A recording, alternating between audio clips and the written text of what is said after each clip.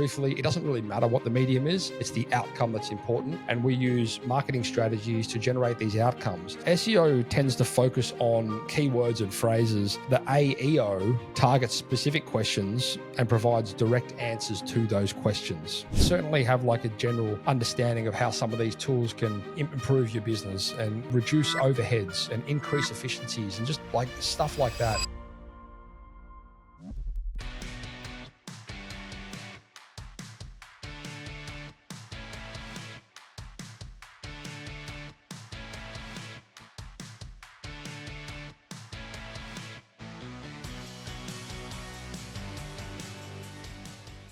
Hello, listeners, and hello, viewers. Welcome to the SiteShed podcast. My name is Matt. I am your host, as always, and I'm here to talk to you today about an exciting evolution search when it comes to marketing for trade businesses. Now, the term that this has been coined is AEO, which stands for Answer Engine Optimization. And in this podcast, I'm going to run through with you what AEO is and why it's relevant to you guys as trade-based businesses. I'm going to talk about some of the paradigms in relation to the shift from SEO to AEO and what you basically need to know about that. And I'm going to run through some of like the different scenarios where, what SEO is and what AEO is in comparison to that. I'm going to talk about some of the frameworks and I suppose just understanding some of the nuts and bolts in relation to AEO and why that's important and how you can leverage that as part of your marketing strategy. I'm going to talk about implementing AEO strategies for your trade business, just giving you basically a list of things that you need to consider, and then maybe a bit of forecasting into the future of what this might look like for trade businesses. I suppose just before I get started on this, I want to frame up this podcast to help you guys understand why I'm recording this. And if you guys don't know, I run a digital agency called Tradie Web Guys, and we are essentially responsible for our clients in delivering results in the space of booked calendar appointments. Now, the reason why I say that, I don't say things like we're responsible for running Google Ads or SEO or whatever it is, because truthfully, it doesn't really matter what the medium is. It's the outcome that's important. And we use marketing strategies to generate these outcomes. Now, this is an exciting evolution into what has seemingly become quite a stale space, in my opinion, when you talk about SEO. It's been a long time since we've sold SEO as a standalone product. However, we are quite active in the space of local SEO, and we do run SEO campaigns for clients when relevant. But there's been a bit of an evolution here, which is what I want to talk about today. And this is absolutely not going anywhere, this whole concept of AEO. And truthfully, it's not necessarily a new concept. I suppose like when you look at the implementation of things like Siri and Alexa and Google Home and all of these kind of tools which have enabled people to basically speak into their devices in order to get a result, it's been absolutely put on steroids with the implementation of the likes of, ChatGPT and all of these, AI programs, which are enabling people to essentially use these tools as search engines. And that's what we're seeing now. And you can certainly, even Google, you'll notice if you go into Google and you type something in, there's like a AI response, which is built out before, which doesn't even need you to type. You don't even need to click on a link. It's just giving you the answer right there and then, or what it thinks is the answer anyway, right? So definitely watch this space. There's a lot of evolution here. And so I wanted to run through a couple of things. And I wrote a blog on this a while back, and I'm going to take some of these notes from the blog in lieu of the fact that I appreciate a lot of you guys probably didn't get a chance to read that. So I'm just going to run through some of the details here to help you guys get a bit of understanding of it. But essentially, if you future forecast, or if you look at today how we use search engines, it's kind of archaic and hasn't really changed in 20, 30, 40 years, in the sense that, we have these keyboards, which, by the way, don't get me started on these. These are on their way out. Pretty soon, no one's going to have to type into keyboards, especially like when you look at like this QWERTY style keyboard structure. Like, it's pretty archaic. Hasn't really changed a lot. The evolution of this is, and what that means is essentially where people would typically type into keyboards things like, plumber near me, or block drain, or, hot water heater provider, or whatever it might be. Like, because now we can use our voice to talk to these search engines, the search terms are changing a lot more. So what I mean by that is, where we might have once typed in, plumber near me, you might type in, I need a plumber located in the Neutral Bay area of Sydney because my drains are blocked. And it becomes a little bit more long tail and a little bit more like the search term itself is quite different. And so this is how people are going to start using search engines looking forward. And this is why it's important now to get ahead of the curve in optimizing these your assets to these advantages, right? So the reason why AEO is going to be mattering more now than ever to trades-based businesses is because when somebody's looking for you guys, AEO wants to make sure that you're the one they want to hear. They want to make sure that you guys are the local business. They want to be able to send that lead or that inquiry to you guys. It's all about, I suppose, making sure that you've got that voice market, you're dialed in for that voice market. So it's not so much a case anymore of back in the traditional, well, not back in, like in traditional Google ads or something like that, where it's very much go to search engine, type this thing in, get that answer. Cool. But then that's going to evolve, and that is evolving. We're seeing it quite a lot. So the difference between SEO and AEO, I'm just going to talk about some little, I suppose, comparisons here, if you want to call it that. Where SEO tends to focus on keywords and phrases, the AEO targets specific questions and provides direct answers to those questions. Okay. SEO aims for high rankings in search result pages, whereas AEO strives to be featured like a snippet or even a voice result as a response. So where one is aiming to move you higher and higher, SEO is aiming to move you higher and higher on the search pages, AEO is striving to be to feature you as that key snippet. Okay, well, that, like I was speaking about before, where you go to Google and you ask it something and the snippet pops up. So that's kind of where you want to be present. Oh, also on a side note, which I haven't really put anything, documented anything this in my notes for this podcast, but a lot of these, if you look at OpenAI, for example, with ChatGPT, they're looking at monetizing these platforms now. And if I was going to crystal ball this, I'd say a way they're potentially going to monetize it is you're going to be able to run ads in the program to suit the search terms and things like that, right? So anyway, I don't know what that's going to look like specifically, but to me, that kind of makes sense. SEO will often require longer content to rank well. And by longer, I mean in terms of, and this isn't always the case, but it's often the case where the more content you've got, the higher chance you have a ranking for that.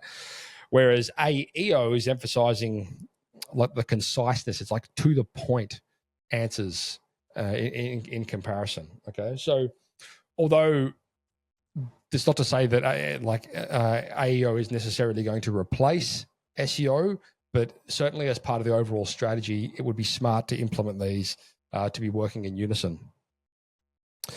I already mentioned the reason why it's important, but from a trade perspective, just put this into perspective, and perhaps not right now today, but looking forward.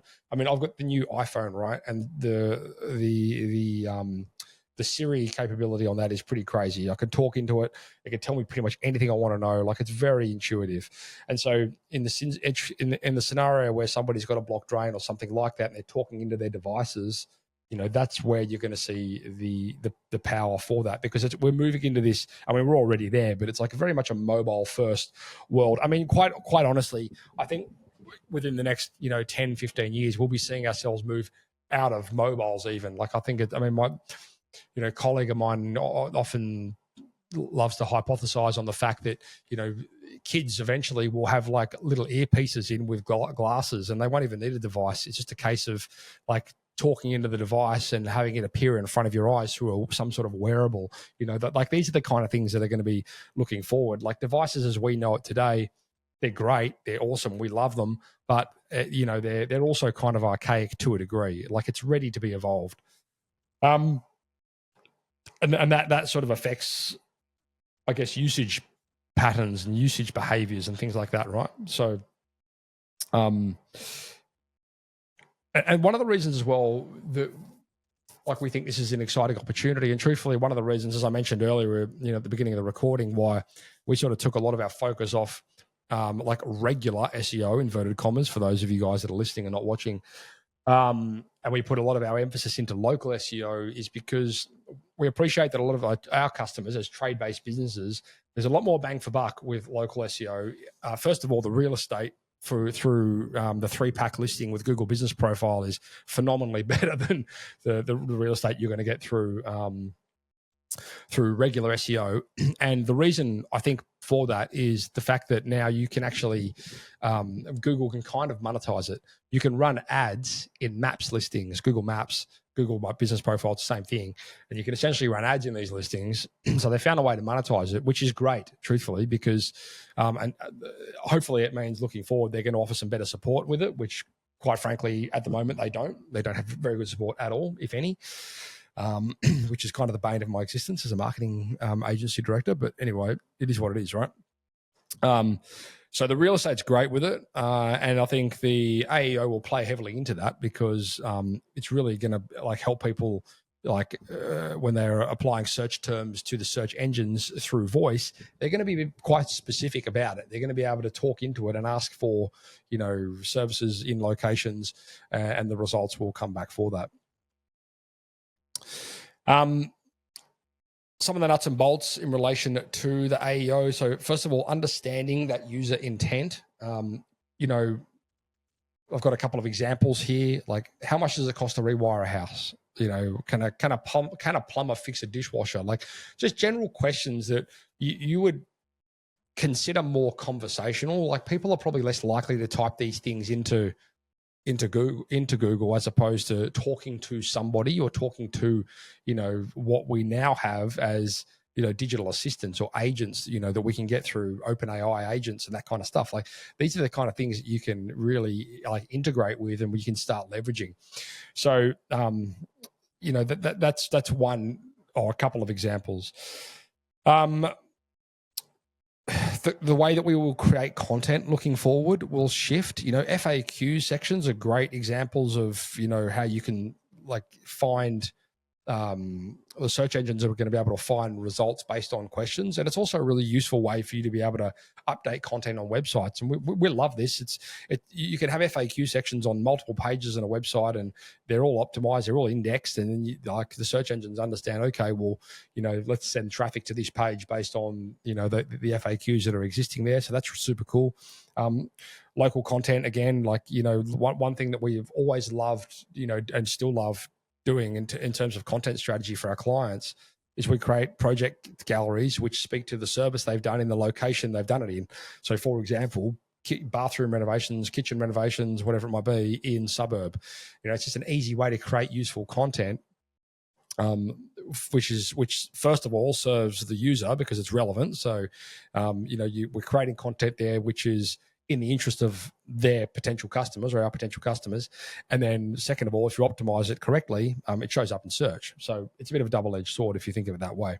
So some implementation strategies for you guys. First of all, and this is always a great place. I mean, you guys have heard me say this on the podcast over and over again, come up with the top questions that you want to answer and answer them and use content to answer them. And so whatever that might be for you, and typically you find and you guys will know, there's normally 5 or 10 questions that you guys get asked over and over and over again on repeat. And so answer those first, get them answered in whatever form it might be, get them on your website. You could do a video on it.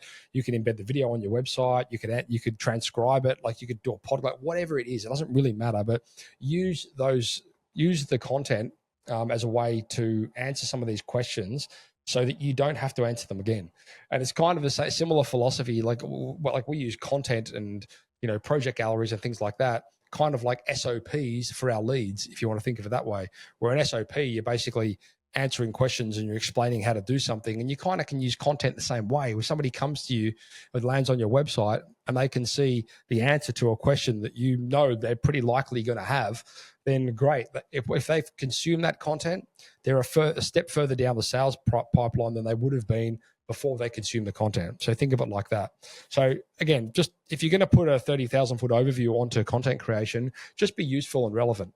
Don't think about the search engine so much. Just think about answering the questions that you get asked a lot and go there first. And then you can figure out how to optimize it later, but just be useful and relevant. you can then re-syndicate that content. Like I said, like you can create a video like this video, for example. This will be transcribed. This will then go to social media. It'll go to newsletters and all that kind of stuff. So once you've got the content, you can kind of you can syndicate it accordingly. But if you don't have it created in the first place, then there's nothing to syndicate. So just put that in perspective as well. That then obviously, like without getting too technical, like when you're trying to, like once you've got the content, you can then optimize that content for search using SEO best practices on websites, which I'm not going to get too technical on that because truthfully, that's not something that I would encourage you to learn. Like just get an agency like us to do that if you, or whoever, when it gets to that point, you don't need to learn the intricacies of SEO, but, getting those content structured in a way that basically can show up on search. And with that in mind as well, YouTube, one of the reasons we love YouTube, first of all, is because most people are too afraid to record a video. So if you've got the courage to go and do that, then chances are your competitors won't because they're too afraid to. Second of all, you can take that content and you can, stick it, you can optimize it. YouTube is a search engine, the second largest in the world, owned by Google, the largest in the world. So, don't take that for granted. I'm not going to get into the technical side of these things, of course, but then deploy some of these local SEO tactics, for AEO, because that means that then your Google business profile listing and stuff like that is all in line with your, with the strategy that you've pulled back to, the strategy around your optimization for voice and stuff like that. So just integrate them all and think of it kind of like a holistic ecosystem, which is all sort of working together to help you get that outcome. And that outcome is, of course, an inquiry. The outcome is a relevant inquiry, right? So again, being useful and relevant, like make the inquiries as relevant as tailored as you can to, what you deem as qualified leads, right? Again, I've said this a million times, like it's not so much like it's not about leads, it's about qualified leads, right? And that's why within our process, we're so big on like the outcome being site visits. And, like we have these really defined metrics throughout the different stages of the sales process, because we understand that and you should understand as well, doesn't like people that are selling leads are kidding themselves. It's not about leads, it's about the outcome, right? I think like looking forward, crystal balling some things here, like the machine learning aspect of what we're seeing today as part of an evolution when it comes to AI is just going to get smarter and smarter. There's like the sophistication levels of these tools are, ever expanding, and embracing these as opposed to like being repulsed by them, I think is going to be a smart move for you guys, especially starting to understand these things. Like you can't bury your head in the sand with this stuff, truthfully. Like it's moving very quickly. And I'm not suggesting that you guys need to be like right across everything, but certainly have like a general understanding of how some of these tools can improve your business and reduce overheads and increase efficiencies and just like stuff like that. And like, just again, plug into the stuff that we're putting out there on like content that we're putting out there, because we're right on top of this stuff. Like we love it. We're just seeing such amazing advantages for clients in the space of reducing overheads through things like staff, increasing efficiencies by implementing, like AI and bots and all these kind of things. Like it's just such an exciting space right now. You're most likely going to see, a large shift with the augmented side of things too, like augmented reality. Now, I know many, many years ago, I went to this awesome trade show and we were talking, there was someone there exhibiting like an augmented reality product, which essentially took, and as a former plumber myself, like when we would go to get, you go put up stack work or whatever it might be at a project, you'll be given a set of plans, and then you look at those plans, and then you've got to interpret those plans and build out the stack work in front of you. Whereas, this company, and again, this is well before AI was available at our fingertips. They'd sort of had this technology, which by no way whatsoever was even remotely economical, but it was sort of a demonstration where they could someone had designed these plans in a sense where you would put like a Google Glass over your eyes and you could actually see the stack work in front of you. And so that's augmented reality. Augmenting is essentially when you've got an existing space or an existing. So augmented reality is essentially when you're placing something that doesn't exist over something that does. So if in that exact example, if you've got like a slab that's been poured and there's no stack work that exists there currently, or hydraulics, or air conditioning units or whatever, mechanical, whatever it is, you can pull these wearables over your face and you can actually see it there. So it's being augmented into that space. The kids were running around, a couple of years ago playing this Pokemon Go, right? That's an augmented reality. It's like these little dudes or whatever they are, Pokemons. I'm too old to know, but over existing landscapes and in the existing spaces. So that's augmented reality. And truthfully, I think that is extremely useful, and I think you're going to see a lot of movement in that space. Staying ahead of the curve here, like I said, just upskill yourself, just learn. Keep your finger on the pulse with these different technologies and things that are emerging. They're a dime a dozen at the moment, and it's moving pretty fast. But yeah, I think it is important that you kind of understand how some of these things can benefit your business. By all means, play around with them. Like if you haven't had a play yet with ChatGPT, then do it. It's pretty cool. There's a lot of these programs that are coming out now, sort of in competition to ChatGPT and variations of it, or there's a lot of interesting tools now that are also integrating, and I think that's kind of one of the real advantages that we're seeing is the integration between these programs and tools that can sort of build out like that ecosystem of technology within your business.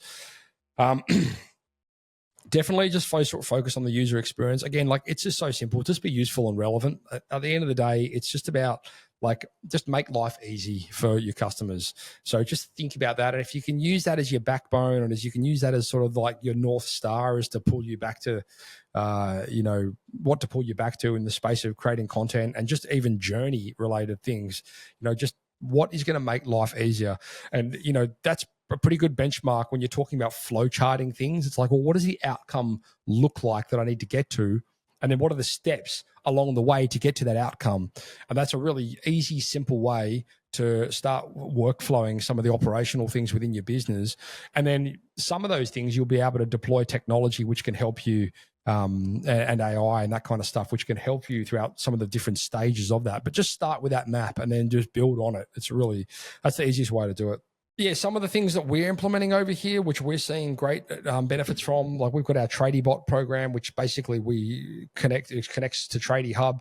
And essentially, like the way that we use this is because we've identified that when we're running, paid traffic campaign. Well, okay, let me scale back even further. When clients come to us, typically they have a goal for some sort of growth. And normally that's as a result of creating some sort of consistency within within the amount of jobs that they're closing. So when we're framing up these campaigns and strategies for clients, we start with what that goal looks like for them. So they say they want to increase their turnover within 6 months by 50K a month or whatever it might be.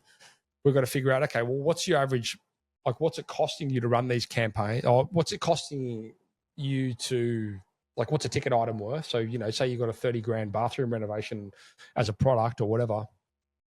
Then we've got to figure out, okay, well, how many leads do we need, using our system in order to close these jobs, work the numbers, and then we can scale that model. So then when we're looking at it, we're going, okay, the first thing is laying the foundations. Like, how do we make sure we're setting up all the tools for the business so that we know when leads are being generated, they've got the most maximum opportunity of converting to the next stage of the sales process, which for us is a discovery call, then a site visit, and then a closed job, right? So we're working those numbers really heavily, but we want to make sure the foundations are laid. Now, the way that we would implement, TradieBot and our, Tradie Hub is we want to make sure that the leads are coming into the system. There's AI there, which is taking those leads immediately from the point where they come in and nurturing them to the next stage, which is the discovery call, right? So we're like, okay, well, how do we make sure that as soon as these leads come in, speed to lead, they're getting responded to, and the AI is doing that. It's amazing. Like, it's just 10xing the results there, which is absolutely formidable.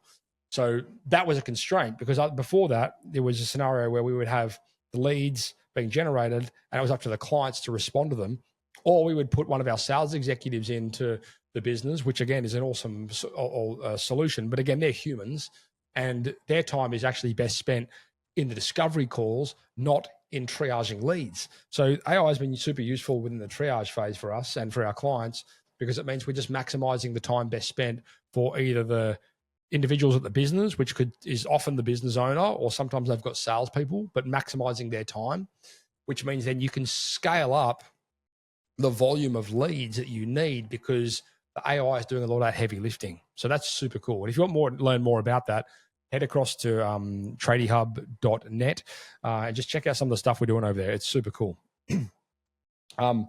Speed to lead, 24/7 customer engagement, the support aspect to it too, where you can have basically an AI agent which can answer some of these inquiries. Like, a lot of time, we've got, for example, solar clients that are, installing, let's say Tesla 3 battery units into homes and that kind of thing. And it comes with a lot of support. Like, people are like, oh, how do I do this? Or what's happening here? And so we're now able to deploy digital agents into the business. When people call up, the actual agent can answer some of these questions and queries for those people. And it means that it's just not taking up time of the people within the office, right? And then the big one, which we're seeing a lot of advantages from, is our database reactivation. And essentially, all of you guys are sitting out there on these assets, and a lot of these assets are highly qualified in the sense that people have come to you with inquiries. Sometimes you've even sent them quotes, and then over the years, they've just fallen by the wayside. So, the DBR stuff is amazing, because we're like, as part of our quick win strategy now, with every single client we bring on board, that is the first thing that we're doing. We're like, let's just get you some wins on the board, runs on the board straight away, for a number of reasons. First of all, let's get some cash coming in. And second of all, it just gives our clients immediate belief. They're just like, straight away, wow, this is amazing. Like, this actually works. And then you can build on that with other products and services looking forward, as required. So anyway, I suppose in conclusion, I would just say, again, useful, be useful and relevant. And what I mean by that is, like, make sure that your content that you're creating, or the campaigns that you're running, or whatever it might be, is solving a problem to a degree. Make it relevant to your audience. Like, it's okay to be hyper niche. And the advantage as well, especially when we're talking AEO, is those search questions are going to be hyper targeted. So you can provide answers to those questions that are also hyper targeted. Don't be afraid to do that. It's fine.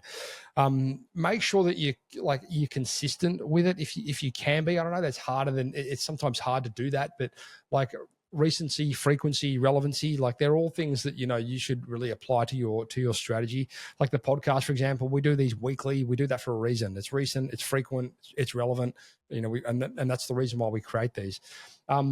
Make sure you've got a metric for measuring these results. I'm not going to get too much into this, but like, you want to know your numbers, and you want to be able to track the numbers, because what gets measured gets improved, right?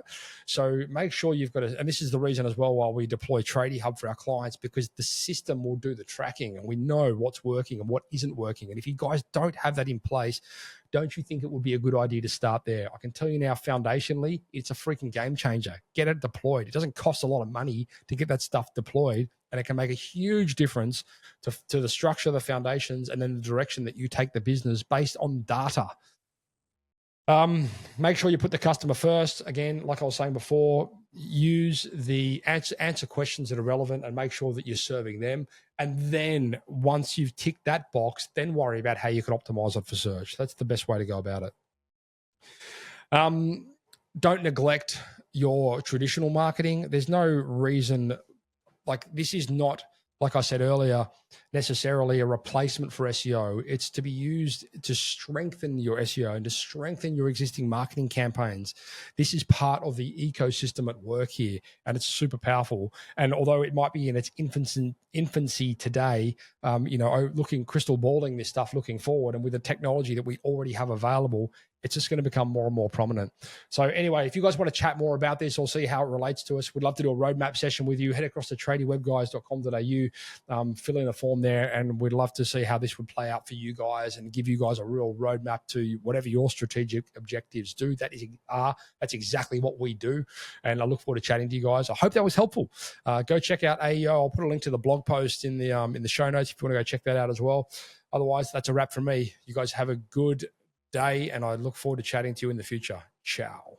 New Zealand-based home renovation company, 6,593% ROAS. Sydney-based solar company, 2,700% ROAS. Hunter region-based bathroom renovation company, 5,616% ROAS. Melbourne-based building company, 13,182% return on ad spend. Adelaide-based solar company, 2,881% return on ad spend. Guys, the list goes on and on. If you're a trade-based business and you work with projects like roofing, solar, bathroom renovations, kitchen renovations, anything like that, head across to tradie.wiki/pod for podcast. Tradie.wiki/pod for podcast. Book in a conversation. It is game changing.